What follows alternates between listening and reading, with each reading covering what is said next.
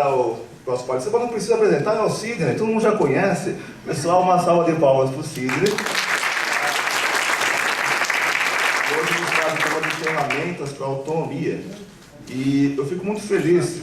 Chave de fenda, de casa é uma boa, assim, tem umas. Na Leroy Merlin tem umas interessantes. Mas eu fico feliz com a presença do Sidney, com os temas que ele traz para a gente, porque até falando de crescimento da profissão, a nossa área ficou muitas décadas viciada numa versão só física. Física. Parece que não fazia jus ao nome holístico, à visão holística ainda, né? Felizmente, de uns anos para cá, estamos fazendo equilíbrio, trazendo também, lidando mais com a parte emocional, com a parte psíquica.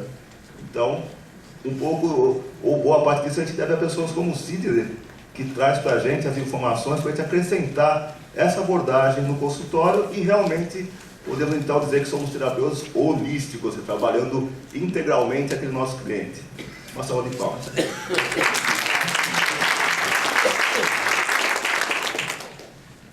Bom dia. Bom dia. Eu vou convidar primeiro a gente ficar de pé um pouquinho para mudar de assunto, ok? Vamos ficar de pé. A Fátima já fez um favor, já deu uma energizada aqui no ambiente. Então, vamos fazer o seguinte, vamos esticar braço direito para frente, aí, vamos fazer um alongamento, vamos pegar a mão, puxar um pouquinho, isso, fazer igual o gato faz, né, quando levanta. Se bem que eu sou gatoso, viu? Gatoso é gato idoso, né? Não ri não, que tem gatosa. Vamos trocar, mão direita, mão esquerda agora. Mesma coisa, esticando. Muito bem. Levanta a mão, vamos fazer esse movimento assim, ó. Com as duas mãos. Isso. Podemos voltar. Vamos agora, pé direito para frente. Vamos fazer um movimento, segura na cadeira, hein? Segura aí, vamos tentar rodar o pé um pouquinho para um lado, para o outro. Tá bom, senão a Amanda ali rouba meu tempo todinho. O outro pé, muito bem. Vamos sentar. E agora nós vamos fazer só 2 respirações. Nós já fizemos muito. A gente já teve a Lídia que falou. Todo mundo falou em respiração. A gente fica sem comer um monte de tempo, mas não fica alguns minutos sem respirar. Então vamos respirar fundo, contar até 3 e soltar. Ó. 2 vezes só.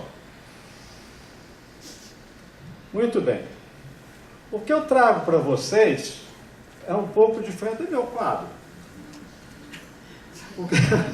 O que eu trago para vocês é um pouco diferente. Aqui a gente está vendo muito os efeitos do desequilíbrio. E o que eu vou trazer para vocês é uma diferença. Como não desequilibrar? Se a gente andasse realmente com as nossas energias bem centradas em harmonia, a gente não teria problema de coluna, de rim, de intestino, de nada. Nós temos 2 organismos. O organismo físico todo mundo conhece, fala bem dele, fala do fígado, da cabeça, dor nas costas, ai meu Deus. Mas nós falamos muito pouco do organismo psicológico. E a proposta aqui vai ser tentar fazer uma fotografia desse organismo psicológico. É claro que é uma representação gráfica, porque embora ele exista, ele é real, mas ele não é concreto. Então nós vamos fazer umas representações. Eu trabalho com as oficinas de crescimento e vida. Lá atrás não dá para ver, mas eu leio para vocês.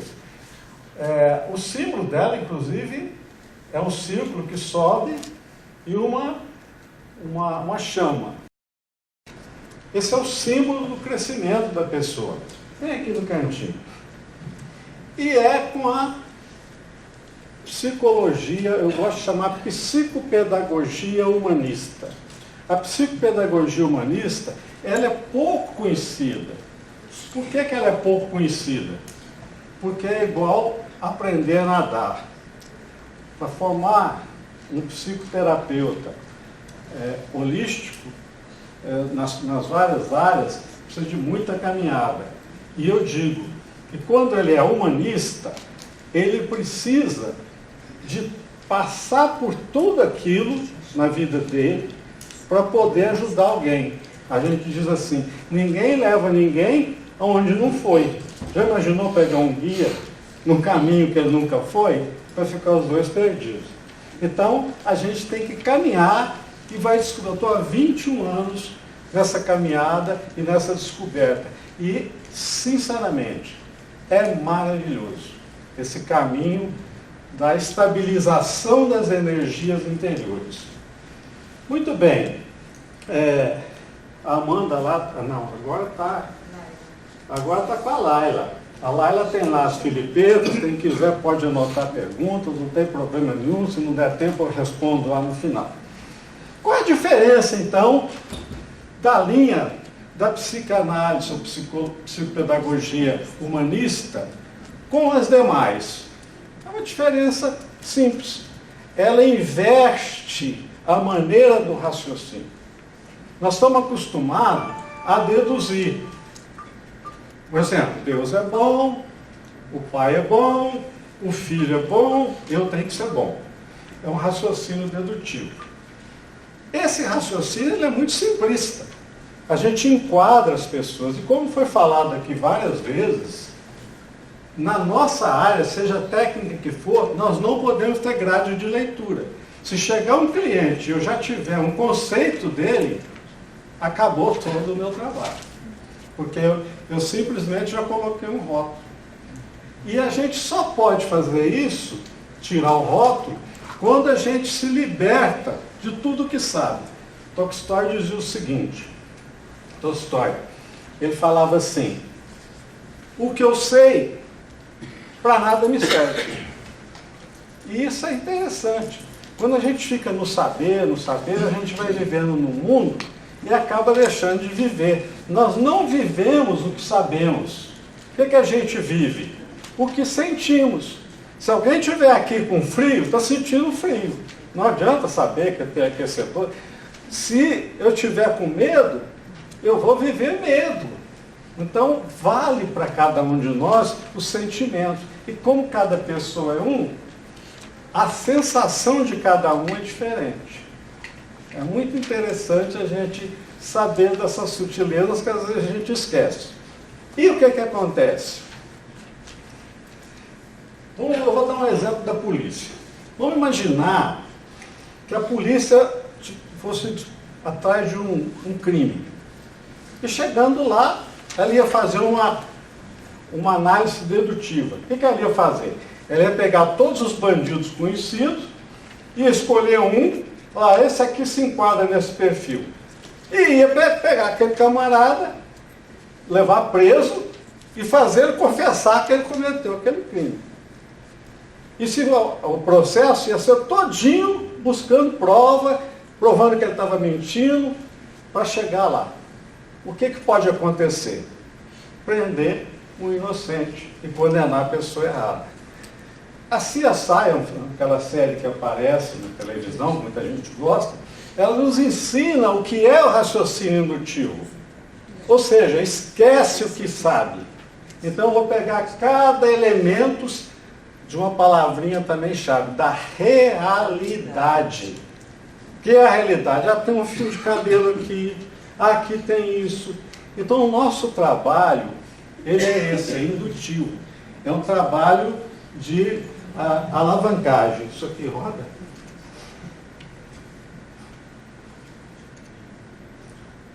Tá bom, eu vou perguntar, já está o retrato ali, passou 2, não tem problema. Qual o órgão mais preguiçoso do corpo humano? Não, tem um ali que pensou mal, não é esse não.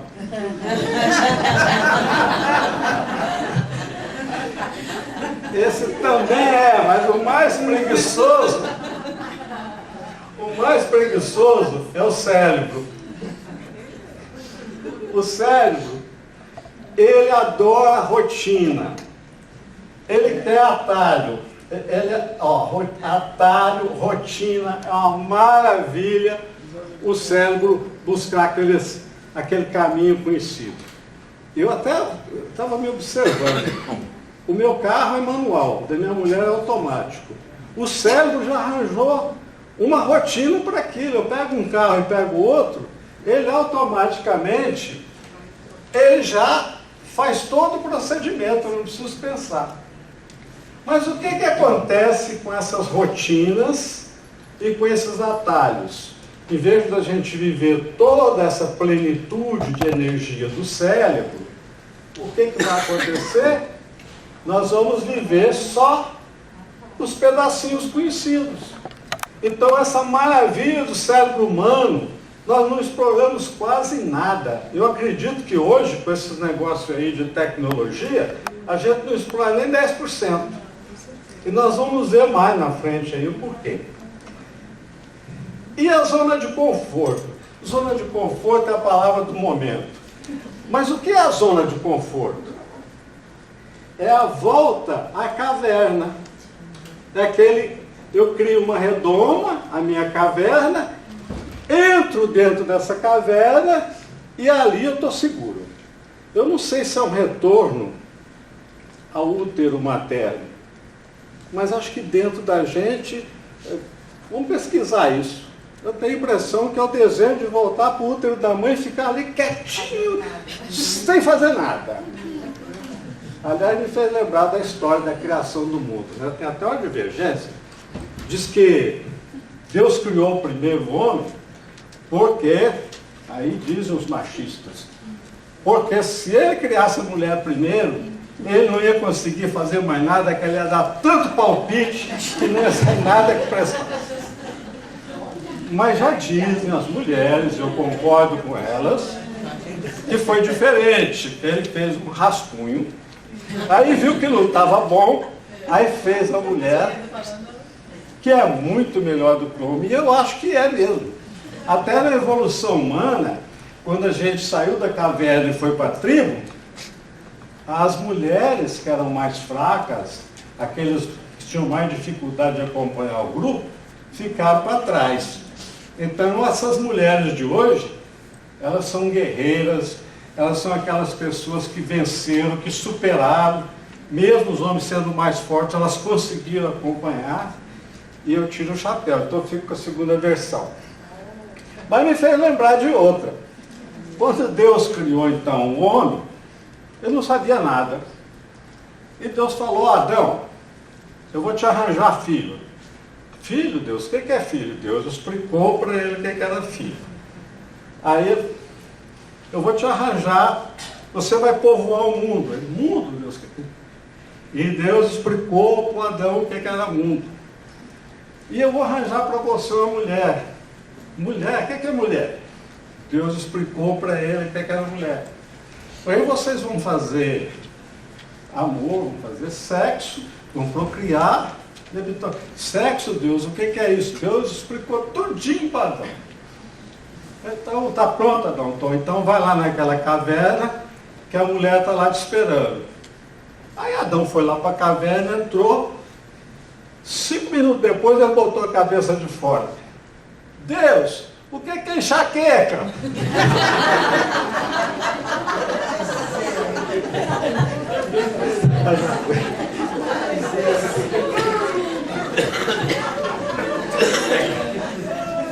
Então é uma história antiga.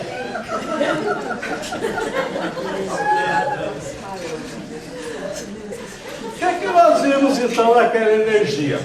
Os nossos neurônios, eles se comunicam, eles fazem essa relação entre eles, essa corrente. Nós falamos muito de frequência, né? Uma corrente elétrica que tem frequência. E essa corrente chama de sinapse. Não vamos entrar em fisiologia, eu não gosto muito do saber, eu prefiro a gente compreender e entender. E aí, o que ocorre? O cérebro, ele não gosta de caminhos novos. Ele quer o caminho conhecido. E pode ver que nós somos previsíveis. É aquilo, daquele jeito. Por quê? Porque o cérebro nosso ele não está acostumado a a buscar o novo, ele não gosta do novo. Ele quer o conhecido. Nós preferimos o mal conhecido do que o bem desconhecido. E aí ele estabelece aquela rotina, aí fica aquele caminho gostoso que ele passa, e a gente nem raciocina. Essa é a figura que nós estamos fazendo, mas nós estamos regredindo. O cérebro cresceu tanto, evoluiu tanto.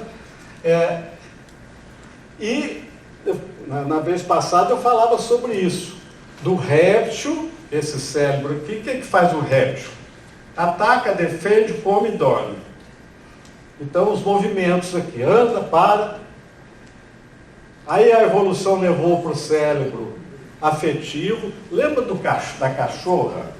Ela pega os cachorrinhos, ela lambe, ela agrada os cachorrinhos. Por isso que a gente já fala na afetividade. Olha como ela trata com carinho os cachorrinhos.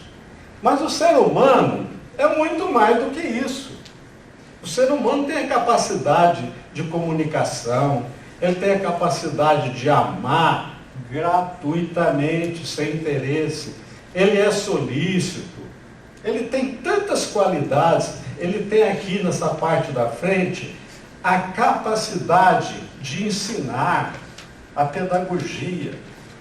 E parece que nós não estamos tão cientes disso.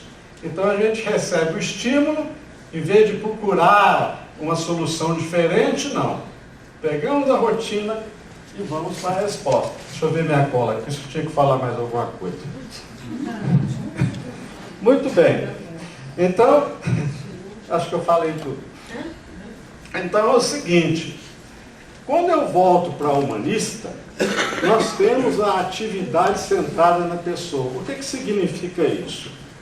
Que para nós não interessa o saber de jeito nenhum. Interessa que aquela pessoa que está na minha frente é única, ela é diferente de todas as outras. Vamos lá? O que é que ocorre? É que o normal, quando a gente fala no humanismo, nós vamos lembrar de Rogers. O Rogers, ele é o mais conhecido da psicanálise ou da pedagogia humanista, mas eu tenho também o que eu trabalho, a linha que eu trabalho é do André Rouchet, uma linha mais nova, francesa. E o que é que ele diz? Ele diz que nós temos um self, que é onde a gente é de verdade, é onde nós somos. E esse self, ele é sempre positivo. O self não tem nada negativo. Ele tem todas as nossas competências, as nossas capacidades, as nossas dinâmicas para a gente ser cada dia melhor. Mais um. Então, o André chama de ser, porque esse self, do être, né, em francês, é onde nós somos. Mas, vai passar outra, infelizmente, desde que a gente nasce, a gente não pode ser o que a gente é. A gente tem que parecer o que os outros querem. A primeira demanda da mãe, o meu filho é assim, assado, assado. Aí vem o pai e vem todos os grupos dizendo como é que a gente tem que ser. E aí, o que é que acontece? Nós falamos assim, nós temos livre-arbítrio. Temos livre-arbítrio. Os bichos não têm. Bicho, ele segue o destino dele, a predestinação que foi lá programada no instinto. Nós não, nós podemos escolher entre duas coisas. Se tiver um homem ou uma mulher num campo e um cachorro, os dois vão enxergar a mesma coisa, ou os três, né? Vão enxergar a mesma coisa, só que o cachorro só vê aquilo. E a mulher não. A mulher já está vendo uma casa bonita, com cortina na janela, e o homem já está vendo um negócio, já vai... Cada um na sua característica vai enxergar de forma diferente. Por quê?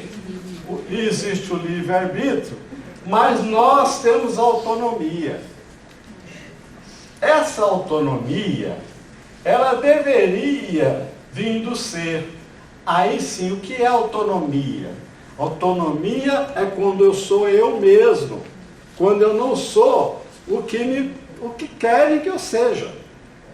Eu vivo minha autonomia a partir do momento que eu existo tal como eu sou.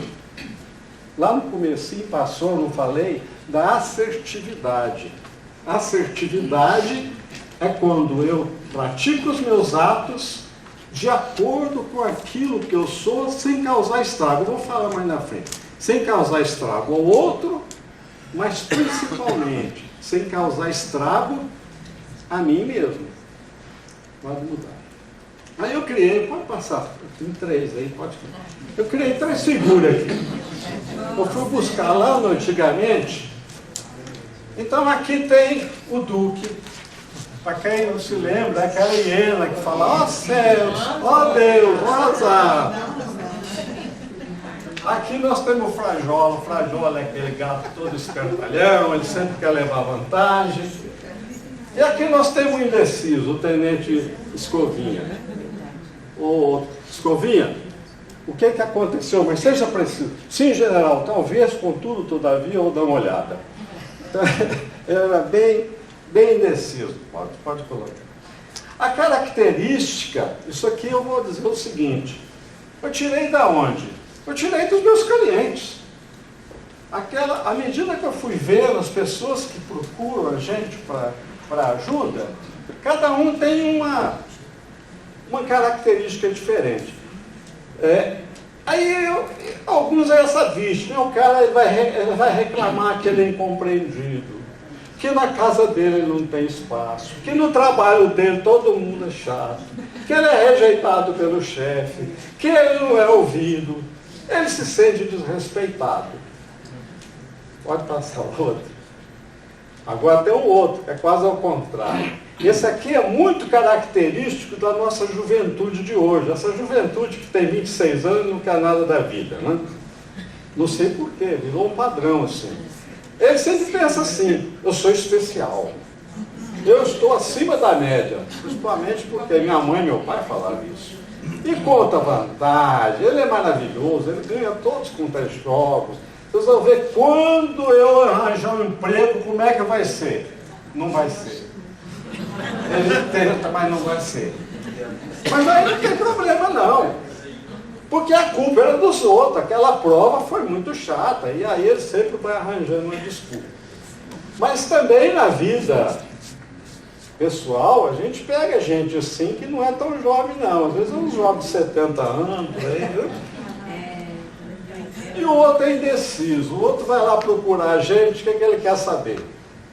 Ele quer resposta. Olha, meu marido fez isso, isso, isso. O que você acha que eu devo fazer? Muito bem. Ótimo. Ou ele toma uma decisão, né? Ou ela toma uma decisão. Olha, eu resolvi mudar os móveis da casa. Você acha que eu estou certa? Então eu tenho que homologar a resposta dela. Qual é a verdadeira ideia? É aquele olhar de ficar sempre bem com todo mundo. Ela quer ficar bem com o marido, quer ficar bem com o terapeuta, quer ficar bem com os filhos. Ela adora ficar bem no filme. E ela quer usar a gente como ponte, principalmente na terapia de casal. E tal, fala isso pro meu marido. Aliás, eu tenho que tomar um cuidado. Eu falava com alguém, né? Eu trabalhava, eu e minha mulher, atendendo junto. Aí nós descobrimos que não dava certo. Porque eu tinha, às vezes, uma sensação, ela tinha outra. Aí nós separamos. Ela trabalha com os casais dela, eu trabalho com os meus. Mas a gente tem que estar muito atento, porque eticamente eu não posso responder nem se um foi ou não na sessão. O meu marido teve aqui essa semana. Pergunta para ele. Tem que estar pronto. Mas tem umas que quase que pega a gente. Olha, o meu marido falou o que você falou, que aquela briga que ele teve com a cunhada era culpa da cunhada. Aí ele já falou, não vamos discutir isso, porque qualquer resposta que eu der, eu estou me comprometendo. Ou eu estou afirmando, eu disse, ou eu digo, não disse isso para ele não, olha aí. Então a gente tem que ter muito cuidado. Muito bem. Vamos passar mais. Vamos voltar ao livre-arbítrio. Livre-arbítrio é simplesmente, eu vou decidir, eu tenho liberdade para escolher uma opção. Ela pode ser boa ou pode não ser. Eu posso escolher uma coisa muito errada e pagar por isso. Eu vou agir, às vezes, de acordo com a maré. Aquilo que eu estou vivendo, eu vou respondendo aquilo, vou atendendo as demandas, eu vou apagando incêndio. Já a autonomia é diferente. Eu preciso responder do melhor de mim. Eu preciso ser eu mesmo. E aí apareceu a palavra assertividade. O que é responder no melhor de mim? Eu preciso de afastar da floresta.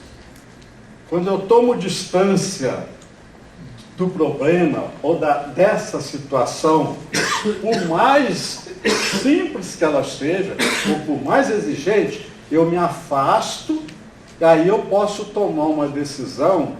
Alguém perguntou, você usa PNL? Às vezes eu uso PNL. E uma das maneiras para afastar é usar o PNL usando da terceira pessoa. Eu falo meu nome. Sidney, o que você acha disso? Eu pergunto para mim. O Sidney, o que você está fazendo?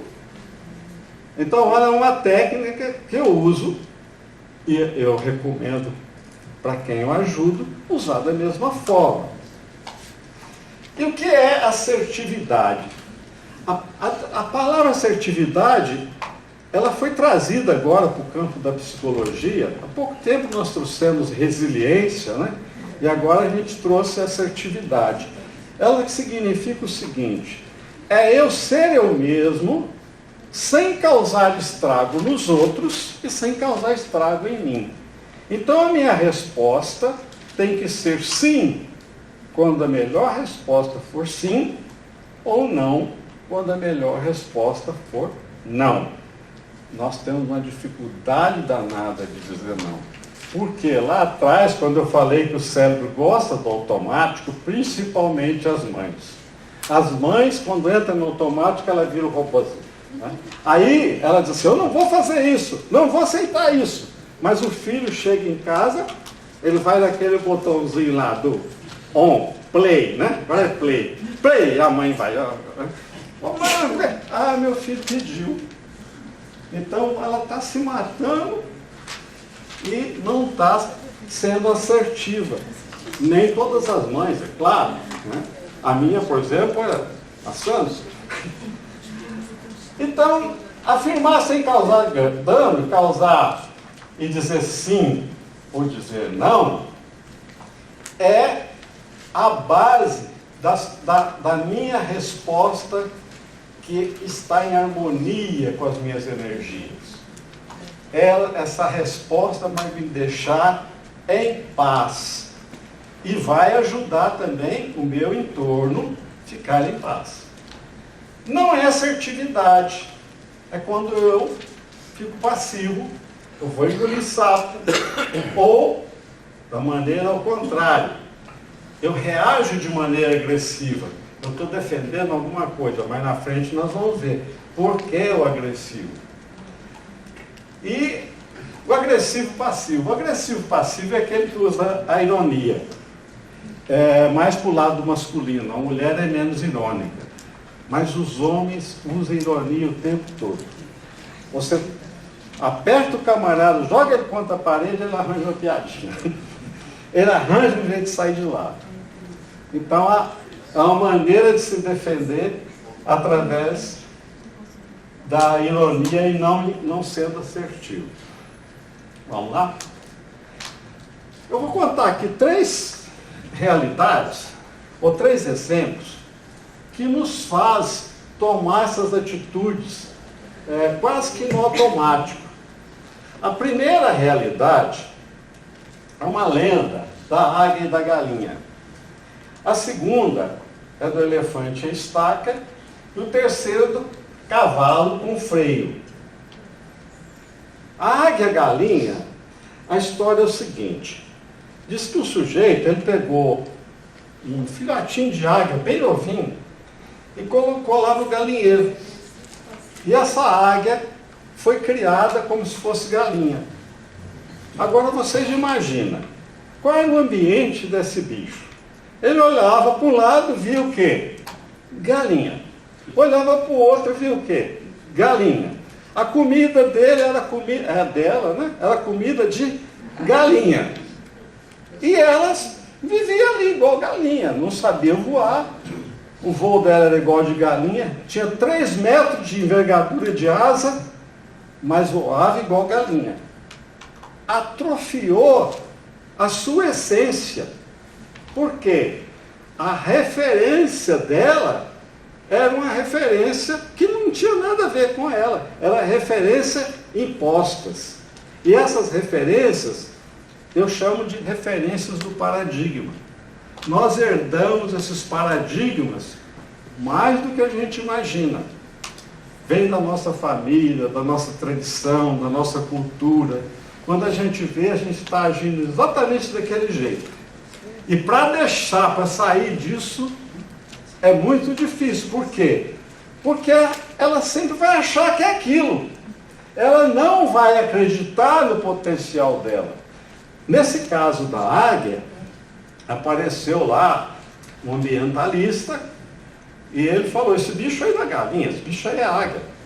Aí o cara falou para ele, não, mas ela pensa que é galinha. Não, ela vai voar. Tentou soltar a bicha caiu no chão. Eu não estou te falando que ela não voa? Subiu em cima da casa, soltou ela lá de cima, caiu no chão. Eu falei, não, ela voa. E aí foi numa montanha, né, diz a lenda, e lá de cima ele empurrou a águia. Quando ela viu que ela ia morrer, ela abriu as asas e começou a voar. Aí ela descobriu que ela podia voar. E descobriu que ela lá de cima enxergava muito mais longe do que as galinhas. Ou seja, para a gente para sair desses nossos paradigmas, nós temos que acreditar que nós podemos subir montanhas e podemos nos aventurar a fazer outras coisas que nos faz ficar de acordo com aquilo que nós somos e não preso na nossa redoma. O segundo é mais complicado.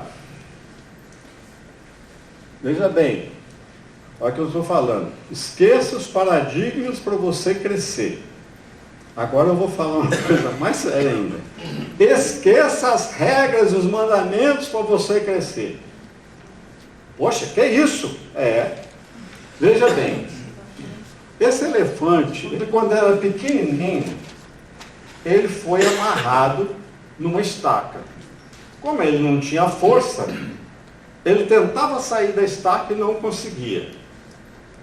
Ele forçava, não conseguia. O que o elefante concluiu? Que a estaca era mais forte do que ele. Depois ele cresceu, virou um bicho de muitas toneladas. O adestrador vai lá, amarra ele numa estaquinha, ou às vezes até num banquinho. O que acontece com o elefante? Ele não reage, porque a regra diz para ele, a estaca é mais forte do que você. E na vida nossa, as regras só servem para isso, para bitolar. Você está falando para a gente não ter regra? Eu estou falando o seguinte, que quando você olha para dentro de você, lá dentro, as suas intuições profundas diz perfeitamente o que pode, o que não pode, o que é certo, o que é errado. Eu vou dar um exemplo aqui diferente. Às vezes eu falo um outro exemplo aí, mas imagina um sujeito que ele chega na sua casa e diz assim, bate na porta, ou uma sujeita, olha, eu vim te visitar porque eu estabeleci a seguinte regra, toda semana eu vou visitar 10 amigos e passar 10 minutos com cada um, e agora são os seus 10 minutos, eu vim te ver. O que você fala para ele?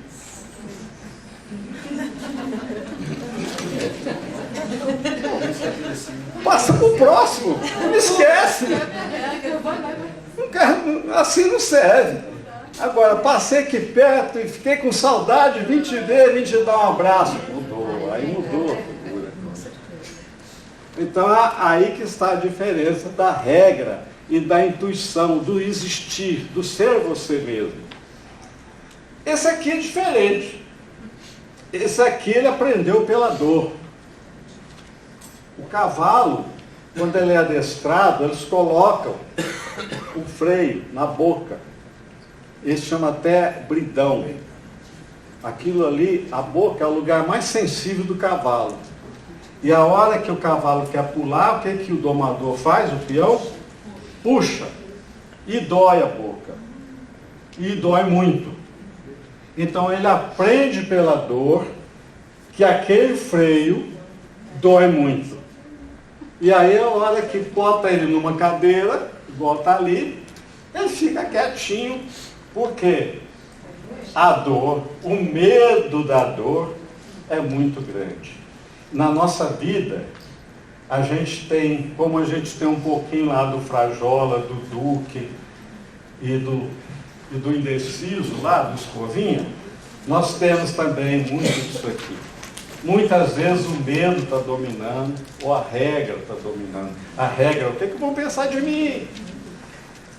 Pode passar? Então ali está, paradigmas, princípios e medo da dor. Muito bem, como seria então, na visão humanista, como seria a pessoa? E aqui até observa que aqui é uma harmonia com várias outras técnicas holísticas. Porque imagina que aqui seja o céu, o ar, aqui é o mar, a água e a terra. Então a pessoa normal, ela tem o quê? Uma parte consciente, que seria essa representação aqui, a parte inconsciente, que aqui está submersa. E nós temos aqui então aquele self emergido, aquilo que eu sei, o que eu sou, aquilo que eu tenho certeza absoluta. Por exemplo, eu não tenho dúvida que eu sou brasileiro. Então eu já assumi isso na minha identidade. Mas agora, veja bem, qual é a minha capacidade de amar? Eu sou uma pessoa que tem capacidade de amar gratuitamente. Amar gratuitamente é amar sem querer nada em troca. É o amor de mãe. Amar sem querer nada em troca. Então, até que ponto eu conheço isso em mim? E quais são os limites desse amor? Mas eu posso também entender aqui que eu sou bom. Eu tenho bondade. Eu não sou a pessoa má. Eu sou bom. Mas qual é o limite da minha bondade? Porque, por isso que tem os contornos. Se eu for bom demais, eu vou virar bobo. Então eu tenho também que ter um determinado limite. Agora, eu posso ter a solidariedade. E assim eu posso ter várias capacidades. Eu tenho uma capacidade pedagógica, didática, criativa. Eu posso ir descobrindo todos os traços da minha identidade. A minha capacidade como pai, como esposo, esposa. Esse seria o normal do ser emergido. Mas tem algumas coisas que ainda não estão totalmente emergidas. Por exemplo, será que está dentro de mim a capacidade de tocar violão ou de música? Eu posso até tentar. Como ela não está totalmente despontada, qualquer ondazinha mais forte, ela pode encobrir e ficar inconsciente. Então nós temos essas certezas, não são evidências, onde a gente ainda não tem aquilo muito sólido. Eu não sei muito bem, mas será que é? Será que não é? E temos também as aspirações. Tem gente que fala assim, são pré-sentimentos, pressentimentos. Mas eu prefiro aspiração. E aqui imagina, por exemplo, uma menina. A menina e o menino. A menina, ela não é mãe. Ela ainda não é mãe. Mas ela começa a ter lá os brinquedos dela, a maneira dela agir. como se ela tivesse uma premonição de que um dia ela seria mãe. Veja como ela desenvolve as coisas diferentes do menino. Até hoje todo mundo quer botar tudo no mesmo saco, mas é muito difícil você botar tudo no mesmo saco. Porque a menina, ela tem ternura, ela pega o brinquedo dela com carinho, ela olha o brinquedo, ela põe delicadamente no lugar. Observe isso nas meninas. Parece que ela está tratando do filho. O moleque não. O moleque já pega o bicho pelo rabo, já desmonta, quer saber o que tem dentro, porque a visão dele é outra. Alguém falava aqui, ele vai ser o caçador. Ele tem o foco dele, é diferente. Mas isso está nesse sentido aqui das aspirações. Um dia ela vai ser mãe. E um dia toda essa evidência de mãe vai aparecer. E essas potencialidades se somam. Só que não é assim. Quando a criança nasce, ela não tem esse self energido. Ela tem tudo inconsciente. Ela, durante algum tempo, ela pensa que ela e a mãe é a mesma coisa. Depois ela começa a descobrir o pai, ela descobre ela mesma, ela olha no pé, na mão, morde a mão, ela acaba se encontrando alguma coisa. Aí ela começa algumas evidências, ela já sabe que tem um corpo. Ela, ó, esse corpo é meu. Aí não vamos entrar na linha freudiana nem nada, porque aí é conhecimento, mas aí todo mundo já escreveu muito a respeito. E ela tem dentro dela um vulcão de fogo. Alguém falava do fogo. Esse fogo aqui é o dinamismo da vida. Todos nós temos esse dinamismo da vida dentro. Esse dinamismo que faz a gente ter um pouco de ansiedade para viver com garra. Para a gente conseguir existir. A gente sente bem quando a gente realiza aquilo que nós somos. Pode passar. Mas apareceu agora um problema. Como eu não tenho respostas daquilo que eu sou na realidade, e muitas vezes nós não fomos aceitos, e não aceitamos os nossos filhos como eles são. Às vezes a mãe quer projetar na filha tudo aquilo que ela não foi, e o pai quer projetar no filho.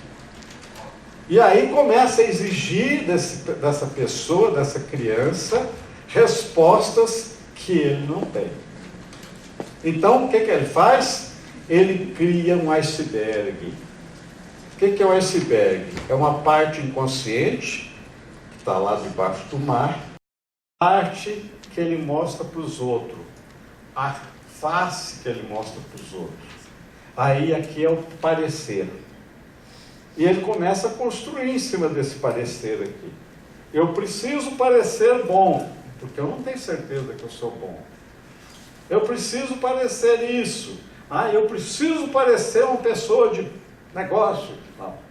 E aqui embaixo ficam todas as minhas inseguranças.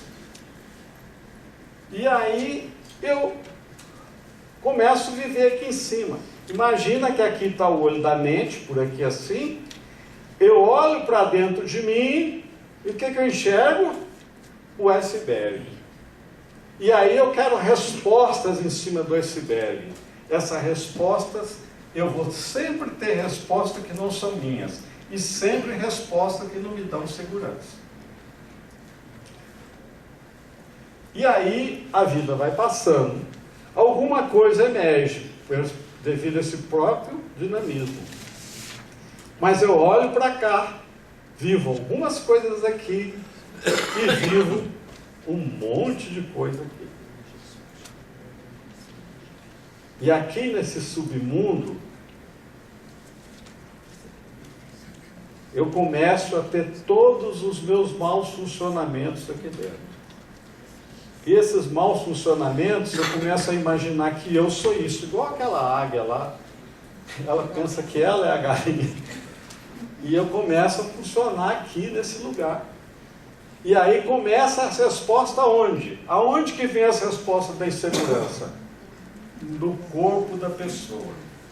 Então aqui eu tenho uma paisagem do meu psicológico, mas quem está respondendo lá na frente é exatamente o meu corpo. Aí começa a dor na coluna, o intestino não funciona, eu não consigo falar, eu começo a ter problema da garganta, aí começa a ter nódulo não sei aonde. Por quê? Eu deixo de existir e começo a aparecer. E isso é muito difícil a gente saber quando está de um lado, quando está do outro. E qual é o detalhe? Quem é a única pessoa que pode descobrir isso? É sempre a própria pessoa. Por isso que eu falei, para trabalhar na linha humanista, a gente precisa ter aprendido muito sobre isso aqui, ter vivido muito, ter procurado eliminar esse iceberg. Quantas vezes, e a gente faz, eu faço trabalho pessoal comigo, eu como sendo o cliente, mas praticamente uma vez por mês. Mas você faz 21 anos isso? Faço, há 21 anos isso. Por quê? Porque o crescimento ele nunca termina. E sempre tem uma resposta diferente. Ontem mesmo aconteceu um caso interessante. Eu ia vindo da Paulista para cá, o sujeito, aparentemente bem vestido, ele me parou e falou: senhor, aí eu dei atenção para ele, quase que automática, e ele falou: preciso do minutinho da sua atenção. Eu já dei 2 passos para trás. Porque, lembra lá do medo? O medo já começou a falar. Aí ele falou assim: eu quero que o senhor me ajude a tomar um café, eu preciso comer um pão. Aliás, desculpa, antes eu disse assim: ó, você me desculpa, eu estou com pressa. Eu, não, o senhor me ajuda ali a tomar um café? Eu falei assim: não, amigo, eu fiquei assim meio ressabiado. Né? Eu não estou afim de te ajudar, não. Me dá licença. Ele falou: você é mal educado. Eu virei para trás e falei assim: é eu que sou mal educado? Você que me atravessa meu caminho, mas tudo bem. Mas eu não fiquei satisfeito comigo. Por que eu não fiquei satisfeito comigo? Olha que eu fiz um drama. Eu estava aqui, ó. Alguma coisa funcionou mal em mim. Então, eu tinha que parar um pouquinho e dar atenção para aquele sujeito. Ah, mas aí você vai ser assaltado? Não sei. Eu tenho a impressão que se ele quisesse me assaltar, eu fugindo ou não, eu seria assaltado do mesmo jeito. Eu podia ter ouvido aquela pessoa um pouquinho mais. Ah, mas aí você está sendo bobo? Não, eu estou só querendo crescer. Eu estou só querendo sair daqui e ir para cá. Viver mais gratuidade e menos defesa. Tem mais um. Bom, tem outro agravante aí. Até a Amanda. Cadê meu tempo? 10? Então, os traumas. Apesar da gente ter esse nosso iceberg, a gente ter crescido, às vezes a gente levou uma burdoada na vida, e essa burdoada, ela acaba trazendo sombras. Tem alguém que falou do Jung bota essa sombra. Sombras sobre o nosso eu. E uma das maiores sombras que existe sobre o nosso eu chama carências. Bom, o que é carência? Aquela pessoa é carente, ela quer agarrar, não é dessa carência que eu estou falando, essa também é. O que é carência? Eu chamo de balde furado. Carência é um desejo que a gente tem de completar um vazio. Me falta alguma coisa. E eu digo, com certeza essa coisa que falta não é hoje. É coisa que ficou devendo lá atrás. Ah, se eu tivesse um iate, eu ia ser a pessoa mais feliz do mundo. Aí lá vai ela pro iate, não deu certo. Por quê? Porque o balde esvazia, está furado. Ah, não, sabe o seguinte, ó, essa mulher que eu estou com ela hoje não está com nada. Eu vou separar, eu vou arranjar outra e vice-versa, né? eu vou arranjar outra, porque a outra vai me deixar feliz, a outra sim que vai me compreender, vai preencher as minhas necessidades. Carência. Ele vai para outra, e vai para outra, e vai para outra, e aí o problema sempre vai ser das mulheres. Mas ele não percebe que o problema é o balde furado. Isso acontece às vezes com o sexo. E acontece com tantas coisas boas na vida. A pessoa tentar preencher a carência é perder tempo. E aonde que a gente busca preencher carência? Isso aqui é triste. Sabe aonde que a gente busca preencher carência? No casamento, com os filhos. Eu já vi filho querendo preencher carência com a mãe. Eu já vi mãe querendo preencher carência com o filho. Na família próxima. É ali que são os canteiros em que essas coisas se destacam.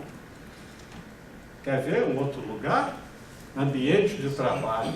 Tenta fazer uma reunião para discutir alguma coisa. A gente está discutindo isso aqui, ó. Cada um lá faz o seu discurso e você fala muito bem. Né? Eu faço mediação também. Esses tempos, peguei uma mediação e o segredo da mediação é a gente organizar as falas. E eu peguei uma mediação, era terça, tanto que a minha mulher é sempre aquela pessoa caridosa, né, que fica, não vai não, pelo amor de Deus, deixa isso para outro. Eu disse, não, eu vou. Não, mas o ambiente lá está ruim, mas está ruim para mim, está ruim para todo mundo. E eu fui. E eu cheguei lá, procurei não chegar armado, porque o mediador ele tem que ser bem neutro. E uma das coisas é deixar a pessoa falar. Aí você organiza para que cada um fale até o fim. Falou. Tem mais alguma coisa? Não, é só isso. Aí o outro falou. Tem mais alguma coisa? Não, é só isso. Terminou a reunião, estava todo mundo se abraçando, feliz da vida, o assunto foi resolvido. Por quê? Porque a gente não deu asa para preencher a carência. Ele não encontrou espaço para preencher a carência. Se tivesse ali uma reação qualquer, aí ele ia ficar todo exaltado. Não teve. Ele foi acolhido. Aí ficou, sem saber o que fazer. É igual o cachorro quando encontra a roda do carro. Corre atrás, o carro para. E agora? Não sei. Então, a maneira de trabalhar a carência não é preenchendo, é tapando os buracos dessa carência. O que estragou em algum lugar na vida que precisa de tapar esses buracos para que não ficasse recarregando constantemente. Muito bem. Nessa linha aí, isso aqui para mim, aqui está o olho da mente, aqui estão os traumas da pessoa, a sombra, aquilo que ela é de verdade, aquilo que ela é, mas ainda não tem muita certeza, aqui a parte inconsciente, aqui a parte que ela parece, aqui é uma região que ela pode ser, mas ainda não foi, está lá no inconsciente, e aqui tem todo esse dinamismo de vida, dinamismo de crescimento, que dá força vital para ela. O contrário da força vital é a morte. Isso aqui é um resumo gráfico da nossa visão humanista. Como que a gente olha a pessoa. E por que nós não julgamos? Porque cada coisa aqui, cada um é um pouquinho de algum lugar. Cada um tem um pouquinho de tudo aqui. Então nós não podemos ter uma grade de leitura. Já sei se chora.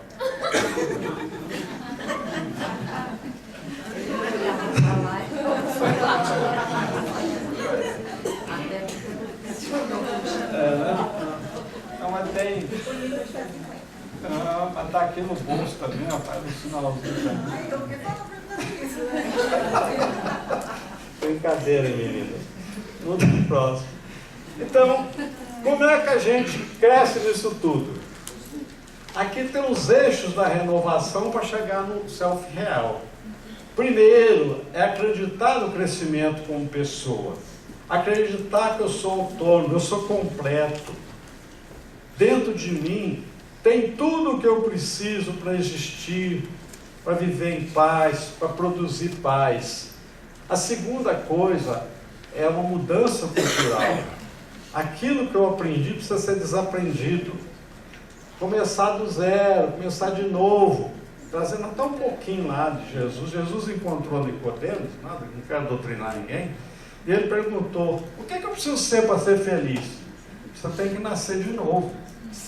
Mas eu nascer de novo? Eu falei, mas vou voltar para o ventre da minha mãe? Não, você tem que nascer da água, purificação, e do Espírito, buscar essa parte que tem dentro da gente, para a gente acreditar naquilo que é nosso, e não aquilo que os outros querem, aquilo que não pertence a gente.